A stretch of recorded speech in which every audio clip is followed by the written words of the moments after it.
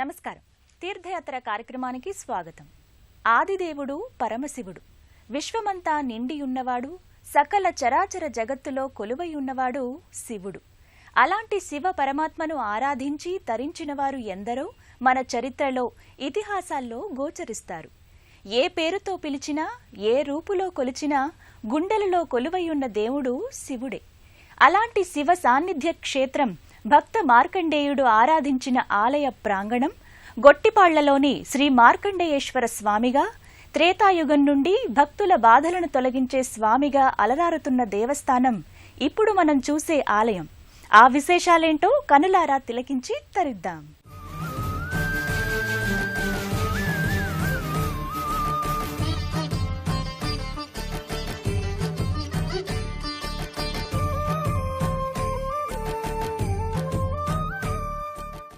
గుంటూరు జిల్లా వెల్దుర్తి మండలం గొట్టిపాళ్లలో వేంచేసిన శ్రీ మార్కండేయేశ్వర స్వామి ఆలయం త్రేతాయుగం మొదటి పాదంలో పరశురామునిచే ప్రతిష్ఠ గావించబడిన శివుని స్థావరంగా ఇక్కడి చరిత్ర చెబుతోంది.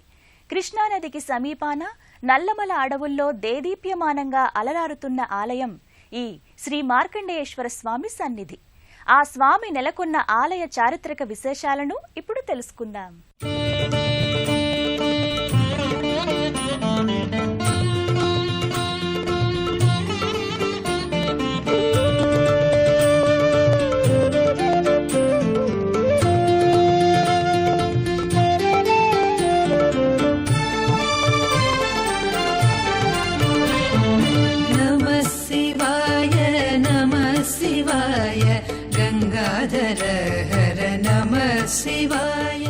చంద్రార్కాగ్ని విలోచనం స్మితముఖం పద్మద్వయాంతస్థితం ముద్రాపాస మృగాక్ష ప్రవిలసత్పాణిం హిమాంశు ప్రభం ఓం రుద్రం పశుపతిం స్థాణుం నీలకంఠముమాపతిం నమామి శిరసాదేవం కిమ్నో మృత్యుః కరిష్యతి అని భక్త మార్కండేయ మహాముని పరమేశ్వరుణ్ణి స్తుతించిన మహామృత్యుంజయ స్తోత్రాంతర్గత వాక్యములు ఈ శ్లోకపాదములు. అమేయ భక్తిభావంతో నీవు తప్ప నాకింకొకరు లేరు అని శరణు వేడిన మార్కండేయ మహాముని ఆర్తిని ఆలకించిన పరమశివుడు ప్రత్యక్షమై మార్కండేయుణ్ణి కాపాడిన చరిత్ర మన పురాణాలలో గోచరిస్తుంది. శివానుగ్రహం పొందిన తరువాత మార్కండేయ మహాముని తన జీవితాన్ని లోక శ్రేయస్సు కొరకు ఆ పరమశివుణ్ణి ఆరాధిస్తూ తపమొనరించిన పుణ్యక్షేత్రాలు ఎన్నో మన తెలుగు నేలపై విరాజిల్లుతున్నాయి. అలాంటి క్షేత్రమే ఇప్పుడు మనం చూస్తున్న శ్రీ మార్కండేయేశ్వర స్వామి దేవస్థానం.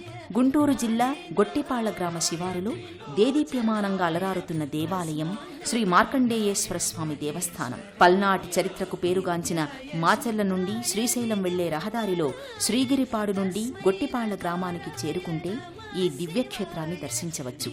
ఒకప్పటి కీకారణ్య నల్లమల అటవీ ప్రాంతంగా పేరుగాంచిన ఈ ధామం నేడు జనావాసాలతో విరాజిల్లుతోంది. అయినా శ్రీ మార్కండేయేశ్వర స్వామి సన్నిధి ఇప్పటికీ కాస్త అరణ్యపు ఛాయలను కలిగి ఉంది. శ్రీశైలం నుండి నాగార్జున సాగర్కు ప్రవహించే పుణ్యనది కృష్ణమ్మ ఈ క్షేత్రానికి కనుచూపు మేరలో దర్శనమిస్తుంది. ఆస్తికులు తపమాచరించాలనుకునే మహనీయులకు ఈ క్షేత్రం బహుశక్తిమంతంగా ఉంటుందని మార్కండేయుని ద్వారా విశదమవుతోంది.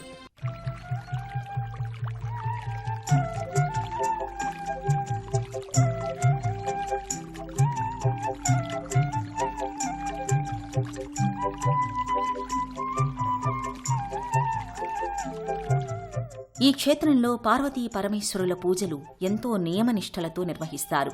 ఇక్కడి అర్చక స్వాములు ఆలయ ప్రాంగణంలో గల ఓ వేప చెట్టుకున్న 4 శాఖల ఆకులు 4 రకాల రుచులను కలిగి ఉండడం అత్యంత విశేషంగా ఆ పరమాత్మ మాహాత్మ్యంగా పేర్కొంటారు. పూర్వకాలంలో ఇక్కడ మృకండ మహాముని, మరుద్వతి అనే ఋషి దంపతులు నివసించేవారని చరిత్ర. చాలా కాలం వరకు సంతాన భాగ్యం కలగని ఆ ఋషి దంపతులకు నారద మహాముని యతి తపోతల అనే ప్రాంతంలో ఓ ఉపదేశం చేశారట. యతి తపోతల అనగా నేటి ఎత్తిపోతల జలపాతంగా పిలువబడే విహారక్షేత్రం. ఆ కాలంలో ఈ యతి తపోతలను దత్తాత్రేయ మహాముని లాంటి వారెందరూ తపమాచరించిన ప్రదేశంగా చెబుతారు. అలాంటి దివ్యక్షేత్రంలో మృకండ మహామునికి నారదుడు ఉపదేశించారట. అటు తరువాత మృకండ మహాముని యతి తపోతల నుండి ఈ దండకారణ్య ప్రాంతానికి వచ్చి నేడు గొట్టిపాళ్లగా పిలువబడుతున్న ఈ క్షేత్రంలో నివాసం ఏర్పాటు చేసుకుని తపమాచరించారట. ముని తపోభంగానికి కొందరు రాక్షసులు సదా ప్రయత్నం చేసేవారట. అలా బాధిస్తున్న రాక్షసుల ఉనికిని ఎప్పటికప్పుడు తెలియచేస్తూ ఇక్కడి వేప చెట్టు క్రింద వెలసిన గంటల పోలేరమ్మ అనే గ్రామదేవత మృకండ మహామునిని అప్రమత్తం చేసేదట. అంతేకాదు, ఆ గంటల పోలేరమ్మే ఆదిపరాశక్తి అవతార రూపిణిగా బ్రహ్మరాక్షసుల రూపుదాల్చి ఆ రాక్షస గణాలను తరిమివేసేదట. మృకండ మహామునికి తపోభంగం కలగకుండా కాపాడిందట. ఇప్పుడున్న వేప చెట్టు ప్రాంతంలోనే ఆనాటి కాలంలో పేరులేని పెద్దమాను అను పేర ఓ మహావృక్షం అక్కడ ఉండేదట. ఆ పేరులేని పెద్దమాను దగ్గర ఈ గంటల పోలేరమ్మ నిలిచిపోయిందని తర్వాతి కాలంలో ఈ వేప చెట్టు ఉద్భవించినట్టుగా చెబుతారు. ఈ వేప చెట్టుకున్న తూర్పు భాగం కొమ్మల ఆకులు చప్పగాను, పడమటి భాగం కొమ్మల ఆకులు చేదుగా ఉండటం నేటికీ మనం చూడవచ్చు. కొంతకాలానికి పరమశివుడు ప్రత్యక్షమై వరం కోరుకోమనగా మృకండు సంతాన ప్రాప్తిని ప్రసాదించమని వేడుకున్నాడట. అంతటా శివుడు ఆ మహామునితో కాకిలాగా చిరాయువు గల 10 మంది సంతానం కావాలా, ఉత్తముడైన ఓ కుమారుడు కేవలం 16 సంవత్సరాల ఆయుర్దాయం మాత్రమే కలవాడు కావాలా అని అడిగాడట. అంతటా ఆ ముని దంపతులు 16 ఏళ్ల ఆయుర్దాయం గల ఉత్తమ సంతానాన్నే ప్రసాదించమని వేడుకున్నారట. ముని కోరుకున్నట్టుగానే ఎంతో తేజోవంతుడైన కుమారుడు కలిగాడట. ఆయనే మార్కండేయుడు. బాలునిగా ఉన్న మార్కండేయునికి వయసు పెరుగుతున్న కొద్దీ తల్లిదండ్రుల్లో భయం మొదలయ్యింది. బాల మార్కండేయునికి 5వ ఏట నారద మహాముని శివ పంచాక్షరి మహామంత్రాన్ని ఉపదేశించాడు. అంతా ఆ మార్కండేయుడు ఎంతో భక్తి శ్రద్ధలతో శివ పంచాక్షరి మహామంత్రాన్ని జపించడం మొదలుపెట్టాడు. అలా జపమాచరించుచున్న తమ బాలుణ్ణి చూసి మృకండ మహాముని మరుద్వతి దంపతులు ఎంతగానో సంతసించిపోయేవారు. కాలం గడుస్తున్న కొద్దీ బాలుని ఆయుర్దాయం తరిగిపోతున్నదని చింతించిన తల్లిదండ్రులు ఆ విషయాన్ని తమ కుమారునికి తెలియచేశారు. ఆ బాల మార్కండేయుడు, ఓ మాతా పితరులారా, మీరు చింతించవద్దు, ఆ పరమేశ్వరుని ఆజ్ఞను తప్పించుకొనుట ఎవరికీ సాధ్యం కాదు అని చెప్పి మరలా శివపంచాక్షరిని జపించడం మొదలుపెట్టాడట. అలాంటి మార్కండేయ మహాముని తపమాచరించిన గొప్ప క్షేత్రం ఈ గొట్టిపాళ్ల శ్రీ మార్కండేయేశ్వర స్వామి దేవాలయం అని పురాణ కథలు చెబుతున్నాయి.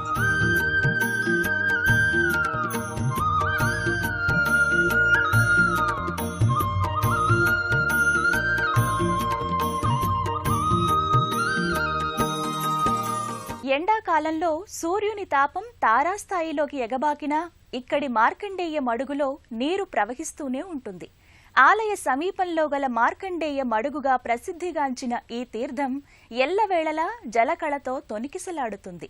త్రేతాయుగం నాటి పరశురాముని మొదలు మృకుండ మహాముని, మార్కండేయుడు, మరెందరో మునులు తపస్వులు ఈ తీర్థంలోని జల ప్రవాహంలో స్నాన సంధ్యాదులు కావించి ఆ గంగమ్మ తల్లితోనే శ్రీ మార్కండేయేశ్వర స్వామిని అభిషేకించి అర్చించేవారట.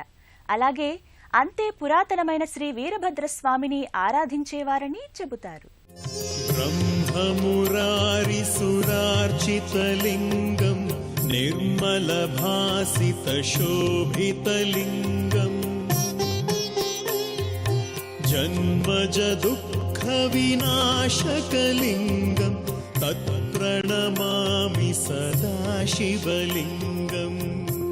ఇక ఆలయ అందాలను పరికిస్తే ఎంతో మనోహరంగా ఉంటుంది. ఈ ఆలయంలోని శివలింగ ప్రతిష్ఠ పరశురామునిచే కావించబడిందని మరో కథనం. పరశురాముని తండ్రిని వధించిన కార్తవీర్యార్జునుని, మరెందరో మదోన్మత్తులైన వారిని సంహరించిన పరశురాముడు తనకు చేకూరిన మహాపాపాన్ని పోగొట్టుకొనుటకు ఎన్నో క్షేత్రాలలో శివుని ప్రతిష్ఠలు చేశారట. అలాంటి వాటిలోని ఈ క్షేత్రం ఎంతో ప్రఖ్యాతి చెందినదిగా ఇక్కడి పండితులు చెబుతున్నారు. పరశురాముడు, మృకండు, జైమిని, మార్కండేయుని లాంటి ఎందరో మహనీయులు తపమాచరించిన క్షేత్రంగా ఈ గొట్టిపాళ్ల శ్రీ మార్కండేయేశ్వర స్వామి ఆలయం ఎంతో చారిత్రక ప్రాధాన్యాన్ని సంతరించుకుంది. శ్రీగిరిగా ప్రఖ్యాతిగాంచిన దక్షిణ కైలాసం శ్రీశైల క్షేత్రం. అలాంటి శ్రీశైల క్షేత్రాన్ని చేరుకునే మార్గంలో గల గ్రామమే నేటి శ్రీగిరిపాడు. ఆ కాలంలో శ్రీగిరిపాదుగా పిలువబడేది. అంతటి దివ్యక్షేత్రానికి ఆలవాలమైన నల్లమల అడవుల్లో గల ఈ ఆలయానికి 2 మైళ్ల దూరంలో కృష్ణవేణి తల్లి పరవళ్లు తొక్కుతూ ప్రవహిస్తోంది.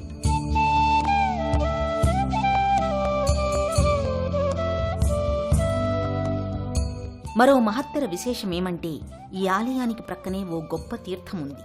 ప్రకృతి అందాలు తొణికిసలాడుతున్న గండశిలల మధ్యన నిరంతర వాహినిలా ప్రవహించే ఈ తీర్థజలం ఎంతో స్వచ్ఛంగా, పాలలా, రుచిగా ఉండేదట.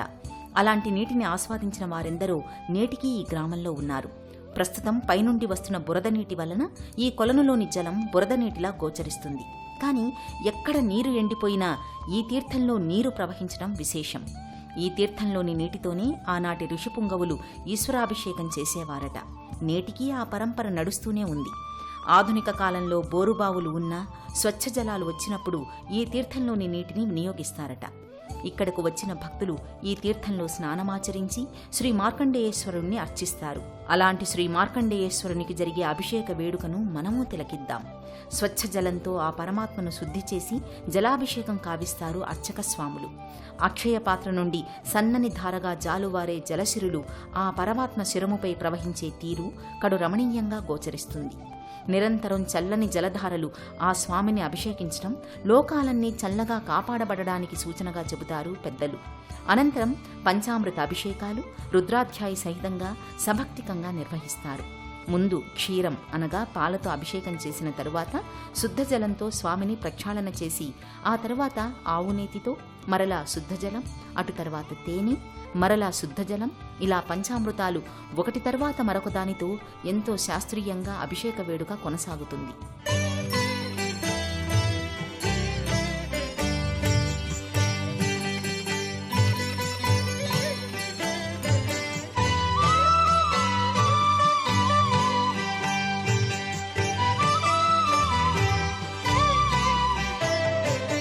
తన స్వామికి జరుగుతున్న పంచామృత అభిషేకాలను కనులారా తిలకించే భక్తులతో పాటు పరమశివుని వాహనమైన నందీశ్వరుడు తదేకంగా దర్శించి ఆనంద పరవశుడవుతాడు. అదే సమయంలో గర్భాలయంలో ఆసీనులైన సకల దేవతామూర్తులకు మంత్రయుక్తంగా శుద్ధజలంతో ప్రక్షాళన కావిస్తారు. అభిషేకానంతరం స్వామిని సుగంధంతో పరిమళ పుష్పాలతో అలంకరిస్తారు. అనంతరం కాలాతీతుడైన పరమశివునికి కాలచిహ్నమైన పంచపడగల ఆదిశేషుణ్ణి శిరముపై అలంకరిస్తారు. రుద్రాక్షమాలలు, మంగళాక్షతలు తదితర పవిత్ర ద్రవ్యాలతో స్వామి అలంకార క్రతువు ఆశాంతం దేదీప్యమానంగా జరుగుతుంది. ఆ సమయమంతా శివాష్టోత్తర నామాలు, రుద్ర, నమక, చమక, పురుష సూక్త మంత్రోచ్చారణలు ఆలయమంతా ప్రతిధ్వనిస్తాయి. పుండరీకాని సముద్రస్య గ్రహాయమే అలంకరణాధ్యాయమే అక్షతాం సమర్పయామి. అనంతరం ధూప దీపాలు, ప్రదక్షిణలు, నైవేద్యాలు, కర్పూర మంగళ నీరాజనాలు సమర్పించి ఆ స్వామి ప్రసాదాన్ని స్వీకరించిన భక్తులు సంతుష్టులవుతారు. అలా శాస్త్రీయంగా జరిగే శంకరుని అభిషేక వేడుకను కనులారా దర్శించిన వారికి మహాపుణ్యం లభిస్తుంది అని వేదమంత్రాలు పేర్కొంటాయి. ఆ పరమేశ్వరుని పాదాలు గల షటగోపాన్ని తమ శిరస్సులపై పెట్టుకుని శివుని కృపకు పాత్రులవుతారు. అనంతరం భక్తులు సాష్టాంగ నమస్కారాలు చేసి తమ మనోవాంఛలను తీర్చమని, తమని కాపాడమని ఆ పరదేవతను వేడుకుంటారు. ప్రభుం ప్రాణనాథం విభుం విశ్వనాథం జగన్నాథనాథం సదానందభాజం. ఈ ఆలయంలోని మార్కండేయేశ్వరుని అర్చించడానికి దేవతలు, ఋషులు నాగరూపాలలో సంధ్యా సమయాలలో వస్తారని ప్రతీతి. అంతేకాదు, గత కాలంలో శివుని శిరోభాగాన్ని నిజసర్పం చుట్టుకొని ఉండడం ఎందరో భక్తులు చూసినట్టుగా చెబుతారు. ఆలయంలో గోవుల నుండి అభిషేకానికి కావలసిన గోక్షీరాన్ని వినియోగించడం మరో విశేషం. ఆలయానికెదురుగా పడమర వైపున గల వేప చెట్టు క్రింద గల గంటల పోలేరమ్మ శిలామూర్తి ఆనాటి నుండి నేటికి ఈ ఆలయ రక్షకురాలిగా విరాజిల్లుతోంది. ఆ కాలంలో ఆధునిక వైద్యం అంతగా లేని రోజుల్లో ఈ మార్కండేయేశ్వరుడే ప్రధాన బిషక్కు. నాటికి నేటికి ఏనాటికైనా తుది వైద్యం చేసేవాడు ఆ నారాయణుడే. అందుకే వైద్యో నారాయణో హరిహి అని వేదం చెబుతుంది.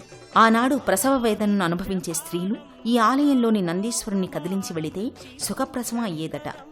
అలాంటి మహిమలు ఎన్నో గొట్టిపాళ్ల శ్రీ మార్కండేయేశ్వర స్వామి సన్నిధిలో జరిగేవట. అలాంటి దివ్య భవ్య దేవాలయ దర్శనం మన భాగ్యం. గొట్టిపాళ్లలోని శ్రీ మార్కండేయేశ్వర స్వామి ఆలయంలోని ప్రశాంత వాతావరణంలో గల మరో విశేషం ఇక్కడి వేప చెట్టు. ఈ నింబ వృక్షం 3 ప్రధాన శాఖల ఆకులు 3 రుచుల్లో ఉంటాయి. చేదు, వగరు, చప్పదనంగా ఉండే ఆకులు ఎంతో మహిమాన్వితమని చెబుతారు. అనేక రోగాలకు దివ్య ఔషధంగా పనిచేస్తుందట. ఈ ఆలయంలో మహాశివరాత్రి, ముక్కోటి ఏకాదశి, విజయదశమి లాంటి పర్వదినాల్లో విశేష ఉత్సవాలు జరుపుతారు. వేలాది సంఖ్యలో భక్తులు అనేక ప్రాంతాల నుండి తరలివస్తారు. ఆ విశేషాలను చనుకు వెళ్లేవారట. ఆలయం నుండి గల దారి మార్గం ద్వారా ఈ తటాకాన్ని చేరుకునేందుకు మార్గముంది. చుట్టూ కొండరాళ్లు, మధ్యన జలం. ఈ కోనేరు నుండి ప్రవహించే జలం దగ్గరలో గల కృష్ణానదిలో కలుస్తుంది. గుంటూరు జిల్లా వెల్దుర్తి మండలం గొట్టిపాళ్ల ప్రాంతంలోని నల్లమల అడవుల్లో గల శ్రీ మార్కండేయేశ్వర స్వామి ఆలయంలో ప్రధానమైన పురాతనమైన ఆలయాలు కొన్నైతే శతాబ్దంలో నిర్మించిన మరికొన్ని ఉపాలయాలు దర్శనమిస్తాయి. ఆ ఉపాలయాల విశేషాలను తెలుసుకుందాం.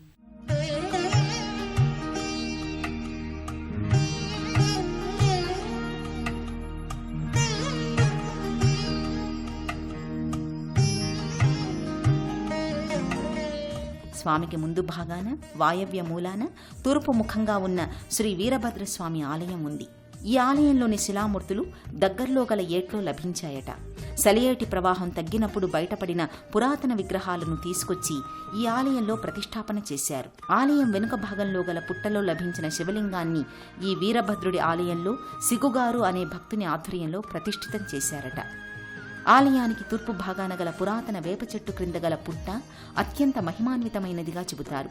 ఈ పుట్టలో దొరికిన శివలింగాన్ని శ్రీ వీరభద్రస్వామి గుడిలో ప్రతిష్టాపన చేశారట. ఇక్కడి నాగమయ్యకు మొక్కితే సంతానం లేని వారికి సంతానం ప్రాప్తిస్తుందని చెబుతున్నారు. అలా ఎందరికో విజయం జరిగినట్టుగా భక్తులు, అర్చక స్వాములు పేర్కొంటున్నారు. ఆ పుట్ట చుట్టూ ఎన్నో చిన్న చిన్న శివలింగాలను తెచ్చిపెట్టారు. పుట్టకు ఎదురుగా ప్రత్యేక ప్రాంతంలో నాగబంధ సుబ్రహ్మణ్య స్వామి వారిని చూడవచ్చు. విశాల ప్రాంగణంలో ఎన్నో దేవతా వృక్షాలు, భక్తులు ప్రశాంతంగా ధ్యానం చేసుకునేలా ఏర్పాట్లు. శ్రీ మార్కండేయేశ్వర స్వామి వారి ఆలయానికి ప్రక్కనే లోకమాత జగజ్జనని పార్వతీదేవి ఆలయాన్ని నిర్మించారు. ఆ మాతకు కర్పూర మంగళహారతులను సమర్పిస్తారు. కార్తీక మాసంలో ఏకాదశి లాంటి పర్వదినాలలో అమ్మవారికి కుంకుమార్చనలు, శ్రీచక్రార్చనలు ఎంతో భక్తిగా నిర్వహిస్తారు ఇక్కడి మహిళలు. అతి పురాతనము, ఎంతో మహిమాన్వితము అయిన ఈ గొట్టిపాళ్లలో వేంచేసిన శ్రీ భ్రమరాంభ సమేత మార్కండేయేశ్వర స్వామి సన్నిధిని చేరుకునే మార్గాలను, పూజా దర్శన వేళలను ఇప్పుడు తెలుసుకుందాం.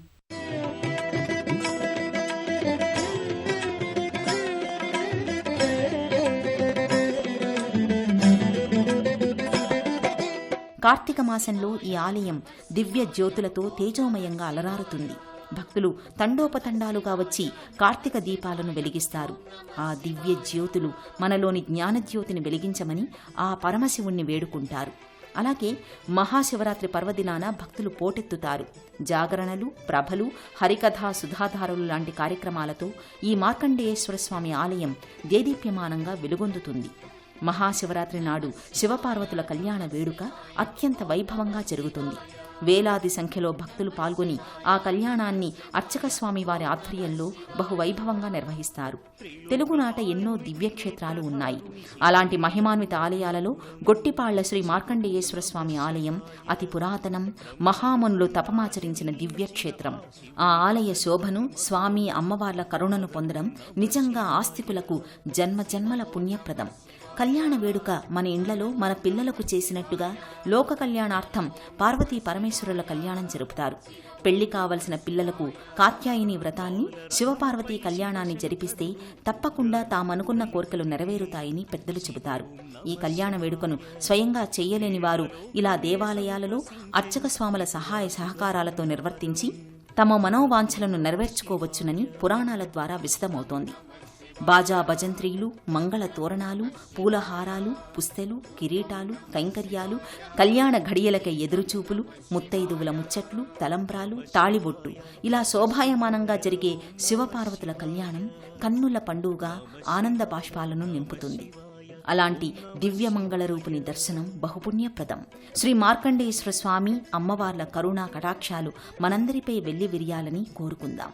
సర్వే జనా సుఖినో భవంతు, లోకా సమస్తా శాంతిరస్తు, శుభమస్తు. ఏకదా బ్రహ్మాణముపహరతి ఏకదేవ యజమానాయుష్యో దధాతి. ఈ గంగా భారతి బ్రహ్మ పరివార సమేత శ్రీ మార్కండేయ స్వామి దేవతాభ్యో నమః. శ్రీ కర్పూర మంగళ నీరాజముదాచమం సమర్పయామి, నమస్కారోమి. సకల లోకాధీశుడు ముక్కంటి శివపరమాత్మ వేంచేసిన గొట్టిపాళ్ల శ్రీ భ్రమరాంభ మార్కండేయేశ్వర, వీరభద్ర, శ్రీ విఘ్నేశ్వర, సుబ్రహ్మణ్యేశ్వర స్వామి సమేత శివ పంచాయతన తీర్థ దర్శనం జన్మజన్మల పుణ్యఫలం. ఆ స్వామివార్ల కృప తీర్థయాత్ర కార్యక్రమం ద్వారా తిలకించిన వారందరిపై ప్రసరించాలని కోరుకుంటూ మరో తీర్థయాత్రలో కలుద్దాం. నమస్కారం.